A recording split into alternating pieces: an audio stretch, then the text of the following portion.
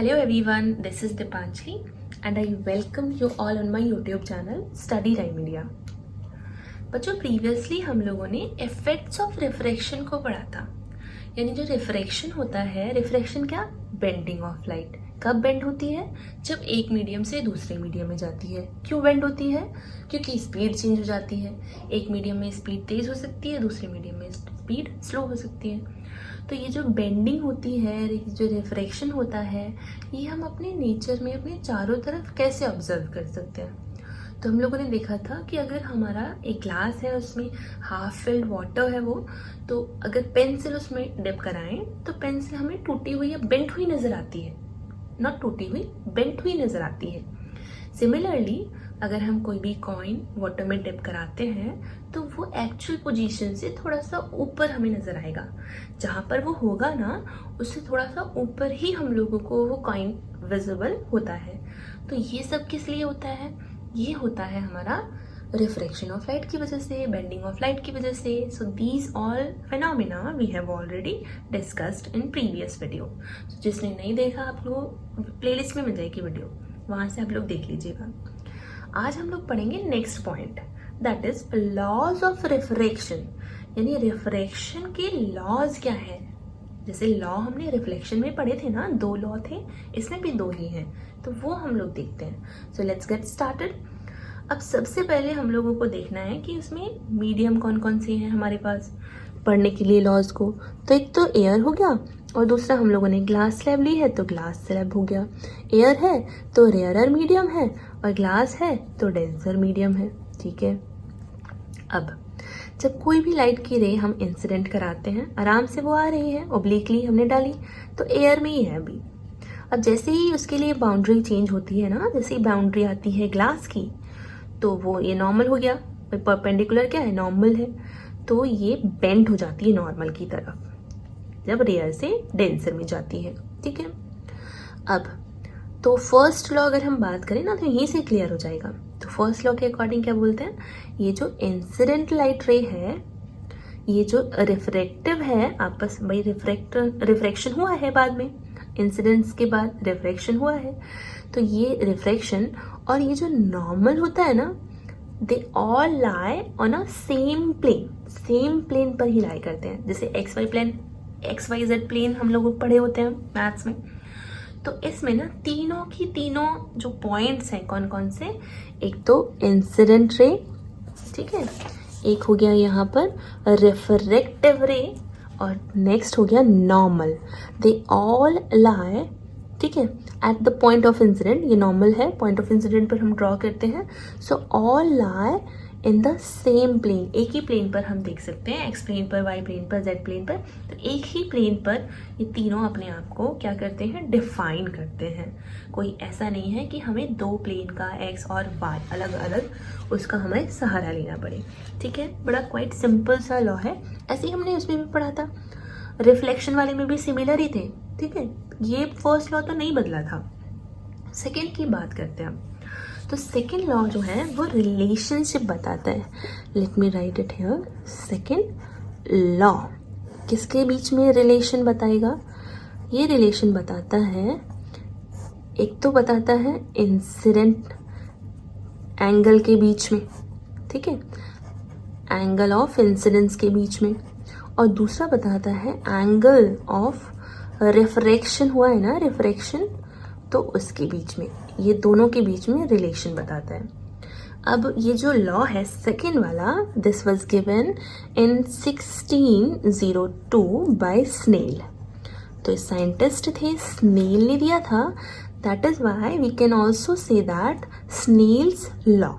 इसको हम लोग स्नेल्स लॉ ऑफ रिफ्रैक्शन भी बोल सकते हैं। सेकेंड वाले का पर्टिकुलर नेम है, नाम से आता है पेपर में, बहुत इंपॉर्टेंट है ये सेकेंड वाला लॉ तो। ठीक है, तो Snell's law of refraction, that second law of refraction is also called.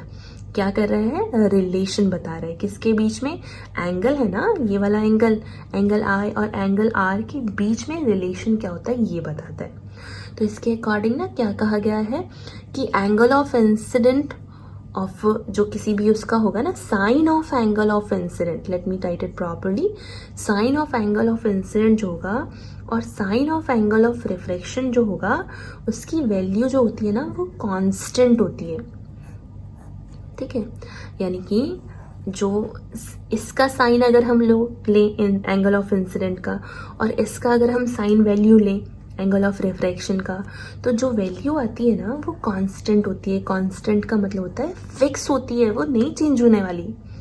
कभी भी कोई लाइट गिरे, अगर एक मीडियम से दूसरे मीडियम में एंटर कर रही है, दूसरा मीडियम वाटर भी हो सकता है, दूसरा मीडियम ग्लास भी हो सकता है, ठीक है।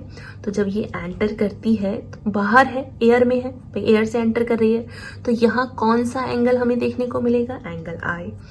एंटर कर दिया तो कौन सा एंगल देखने को मिलेगा, एंगल आर, रिफ्रैक्शन, ठीक है। दोनों में हमें रिफ्रैक्शन देखने को मिलेगा। तो इन दोनों की हेल्प से, इन दोनों का जो वैल्यू आएगी इस फॉर्मूले में रखने के बाद, उसकी वैल्यू जो होती है वो कांस्टेंट होती है। आई होप समझ में आया होगा। और कुछ एक और न्यूमेरिकल भी करेंगे, एक आध दो, उससे और समझ में आ जाएगा। चलो तो एक बार थियोरी पोर्शन देख लेते हैं। तो ratio of sine of angle of incidence to the sign of refraction is constant, fix होता है ये ratio for a given pair of medium को भी बताना पड़ेगा कि एयर से एक वाटर में जा रही है या एयर से एक ग्लास में जा रही है। तो ये जो मीडियम अगर हम लोगों को फिक्स पता होंगे ना, तो उनमें जो हम साइन आई रखेंगे और साइन आर की वैल्यू रखेंगे, और जो वैल्यू आएगी ना दोनों को कैलकुलेशन के बाद, that will be fix constant. और इस कांस्टेंट को हम एन से रिप्रेजेंट करते हैं, क्योंकि इस कांस्टेंट का एक स्पेसिफिक नेम है, that is called refractive index.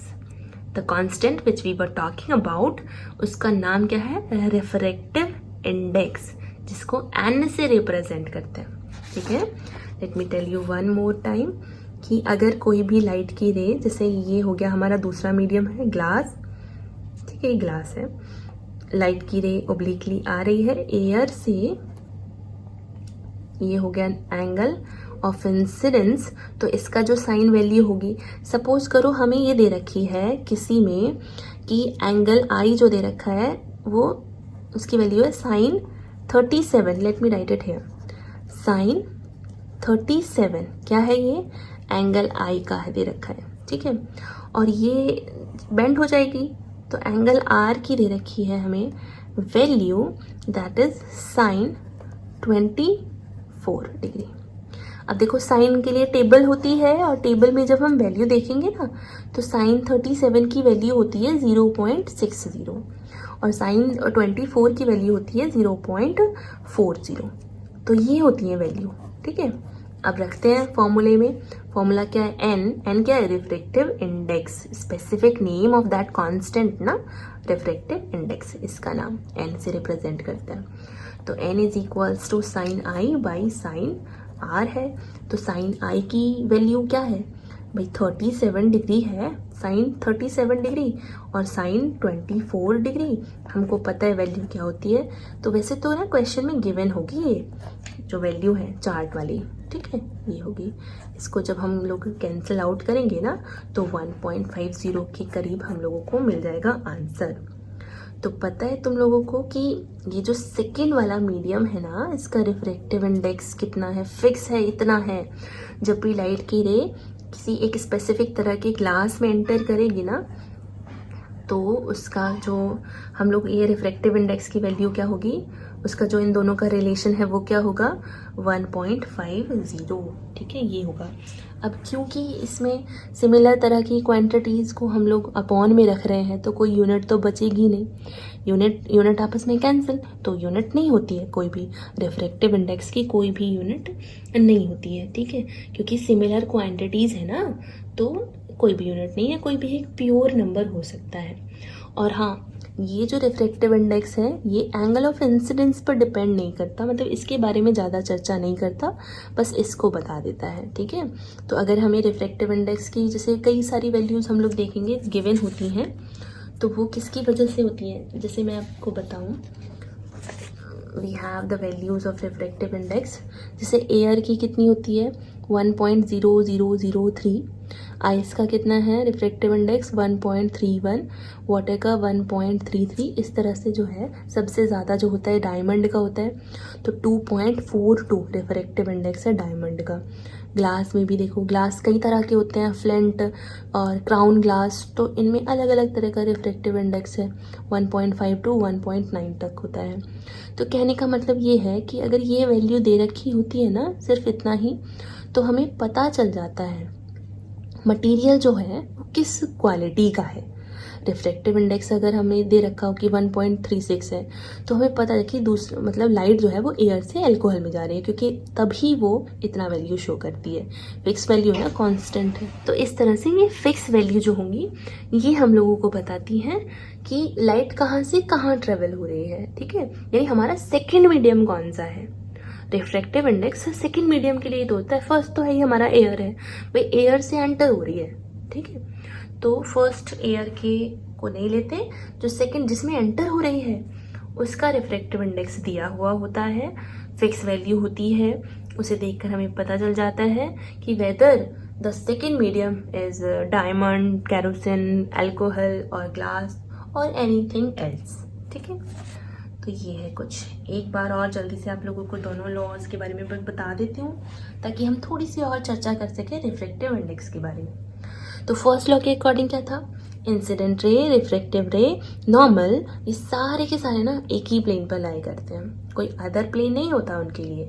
X plane है, एक्स पर, वाई है, वाई पर ही ओनली। ठीक है, एक्स प्लेन पर ही वैसे हम लोग दिखा सकते हैं।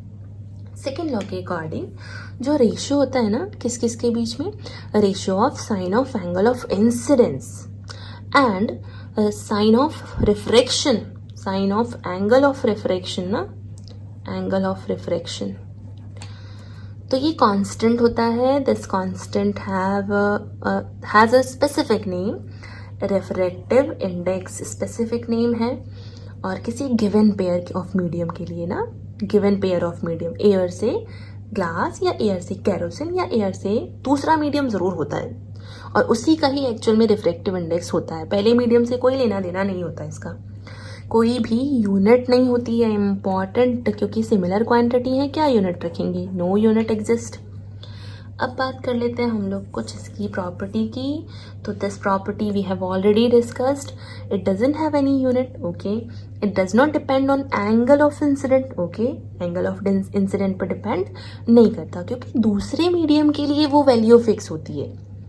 दूसरे मीडियम को बता रहा है कि लाइट कितना बेंड हुई है, अगर जो ग्लास में है बेंड हुई है तो वो कितना कैपेबिलिटी है बेंडिंग की, अगर वाटर है तो कितना कैपेबिलिटी है, तो ये जो वैल्यू फिक्स होती है दूसरे मीडियम की। भाई पहला तो एयर ही है, वैक्यूम ही है, वहाँ से एंटर हो रही है दूसरे में, तभी तो इतना चेंजेस आ रहा है। चलो, it gives the indication of light bending ability of that medium, कितना बेंड हुआ है लाइट का, कितनी स्पीड में चेंजेस आए हैं, ये इंडिकेशन दे देता है। ठीक है, अब जैसे कि अगर मैं बात करूं, वैल्यूज ये है, और देखो वाटर में कितना दे रखा है 1.33, ग्लास में कितना दे रखा है शुरुआत में 1.5। व्हाट डू यू थिंक, किसमें बेंडिंग जो है वो ज़्यादा हुई होगी? तो रिफ्रैक्टिव इंडेक्स की वैल्यू ग्लास में ज़्यादा है ना as compared to water. Glass में तो हमें स्पीड भी तो पता है ना कितनी होती है, 2 × 10⁸ मीटर पर सेकेंड, स्पीड कम है। वाटर में कितनी होती है 2.25 × 10⁸ मीटर पर सेकेंड। अब देखो ये जो ग्लास है वो ज़्यादा डेंसर है वाटर के मुकाबले, तो इसमें देखो बेंडिंग ज़्यादा होगी, तभी तो रिफ्रैक्टिव इंडेक्स की वैल्यू वाटर से ज़्यादा है, ये 1.5, और वाटर में तो 1.33 ही है as compared to this one. तो देखो वैल्यू से पता चल गया कि कौन कितना डेंसर होगा।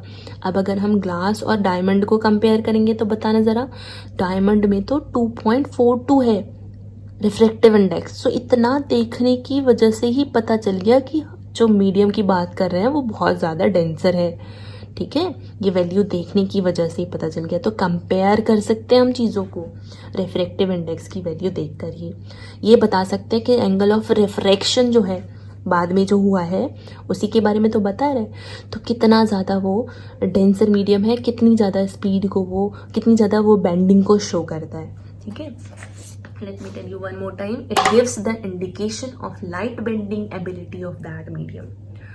Now last one, it depend on the nature of medium, मतलब मटेरियल पर डिपेंड करता है।